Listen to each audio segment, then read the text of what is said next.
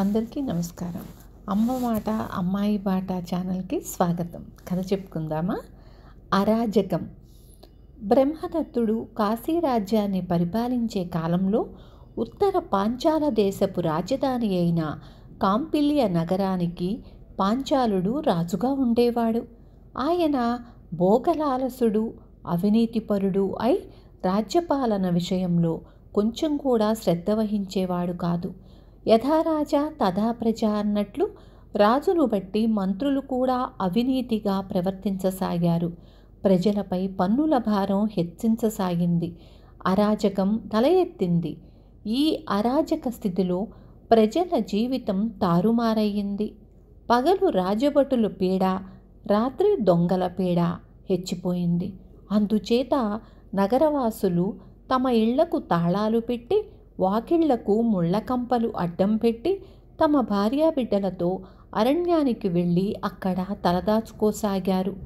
వాళ్ళు పగలల్లా అడవిలో గడిపి అర్ధరాత్రి వేళ తమ ఇళ్లకు వస్తూ ఉండేవారు. ఈ సమయంలో బోధిసత్వుడు నగరం వెలుపల ఉండే ఒక తిందుక వృక్షానికి అధిష్టాన దేవతగా జన్మించాడు. రాజు ఆ వృక్షానికి ఏటా పూజలు జరిపి దాని కింద 1000 మాడలు ఖర్చు చేసేవాడు. అయ్యో, నన్ను ఇంత శ్రద్ధాభక్తులతో ఆరాధించే ఈ రాజు అవివేకం వల్ల తన దేశానికి అరాజకం తెచ్చిపెట్టుకుంటున్నాడు. ఇతనికి సరియైన ఉపదేశం చెయ్యటానికి నేను తప్ప ఇంకెవ్వరూ లేరు అనుకున్నాడు తిందుకదేవుడు. ఆయన ఒక రాత్రి నిద్రిస్తున్న రాజుకు ప్రత్యక్షమై, రాజా, నేను తిందుకదేవుణ్ణి, నీకు సరియైన బోధ చెయ్యడానికి వచ్చాను అన్నాడు.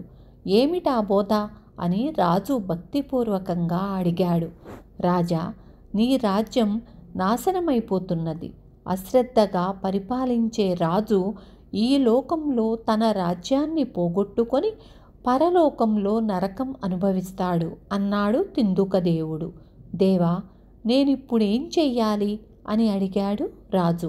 ఇప్పటికైనా నీ రాజ్య పరిపాలన విషయాలను నీవే స్వయంగా చూసుకొని అరాజకాన్ని తొలగించి రాజ్యాన్ని కాపాడుకో అని తిందుకదేవుడు అదృశ్యమయ్యాడు.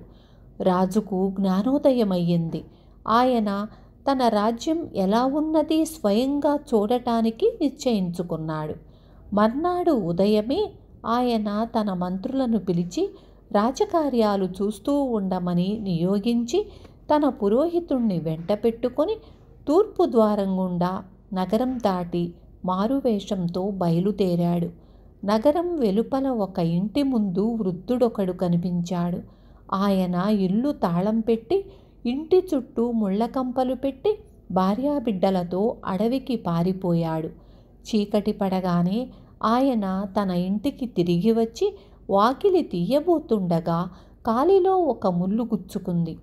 ఆయన వెంటనే నేలపై చతికిలబడి కాలిలో గుచ్చుకున్న ముల్లును తీసుకుంటూ, నా అరికాలిలో ఈ ముల్లు గుచ్చుకున్నట్లే పాంచాల రాజుకు యుద్ధంలో బాణం గుచ్చుకొనుగాక అని తిట్టుకున్నాడు. ఈ తిట్టు విని రాజపురోహితుడు ఆ వృద్ధుణ్ణి సమీపించి, అయ్యా, తమరు వృద్ధులు, కన్ను సరిగ్గా కనిపించక మీరు ముల్లును తొక్కితే అది రాజుగారి దోషం ఎలా అవుతుంది అని అడిగాడు. రాజు అవినీతిపరుడైనందుచేతనే అధికారులు దుష్టులైనారు. పగలు రాజభటుల బాధ, రాత్రి దొంగల బాధ భరించలేక ప్రజలు ఇళ్లకు ముళ్ళు కంపలు అడ్డం పెట్టి భార్యాబిడ్డలతో అడవికి పారిపోతున్నారు. లేకపోతే నా కాలిలో ఈ ముళ్ళు విరగవలసిన పనేమిటి అన్నాడు వృద్ధుడు. రాజు, పురోహితుడు ఇంకొక గ్రామానికి వెళ్ళారు. అక్కడ వారికొక స్త్రీ కనిపించింది.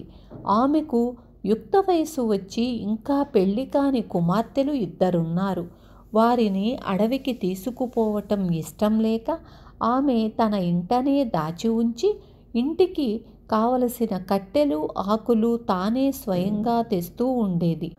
ఇప్పుడు ఆమె ఏవో ఆకులు కొయ్యటానికి ఒక చెట్టెక్కి దానిపై నుంచి కింద పడి, ఈ రాజు చచ్చిపోను, వీడు బతికుండగా కన్యలకు పెళ్లిగీత కూడా లేదు అన్నది. ఈ మాటలు విని పురోహితుడు ఆమెను సమీపించి, బుద్ధిహీనురాలా, రాజ్యంలో ఉండే ప్రతి కన్యకు భర్తను వెతకటమే రాజుగారి పనా అన్నాడు.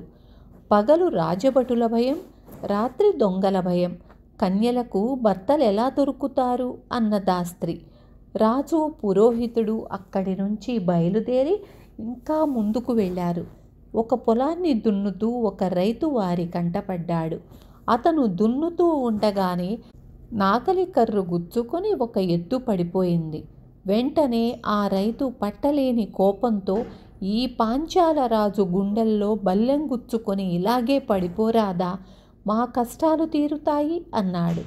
పురోహితుడు రైతుతో, ఏమోయ్, నీ అశ్రద్ధ వల్ల ఎద్దుకు దెబ్బ తగిలి పడిపోతే అందులో రాజుగారి తప్పేమిటి అన్నాడు. రాజుగారి తప్పు కాకపోతే ఎవరి తప్పు? పాలకులు దుర్మార్గులైతే బక్కవాళ్లేం బ్రతుకుతారు? పగలు రాజభటుల భయం, రాత్రి దొంగల భయం. నా భార్య నా కోసం వండి తెచ్చిన కూడు బలవంతంగా లాక్కొని దుర్మార్గులు మెక్కేశారు. మళ్ళీ వండి ఎప్పుడు తెస్తుందా అని నేను నోరు తెరుచుకొని చూస్తూ ఉండటం మూలాన బంగారం వంటి ఎద్దు కాస్త దెబ్బతిని పడిపోయింది అన్నాడు రైతు. అక్కడి నుండి బయలుదేరి రాజు, పురోహితుడు తమ రాజధానికి పోసాగారు. దారిలో వారికొక దృశ్యం కనిపించింది. ఒక మడుగులో ఉన్న కప్పలను బ్రతికి ఉండగానే కాకులు పొడుచుకు తింటున్నాయి.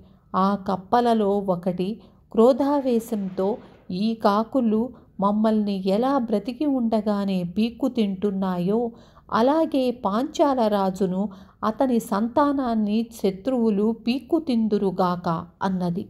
ఓసి మతిమాలిన కప్ప, మిమ్మల్ని పీక్కు తినే కాకుల్ని ఏమీ అనలేక రాజుగారికి శాపనార్థాలు పెడుతున్నావా అన్నాడు పురోహితుడు కప్పతో.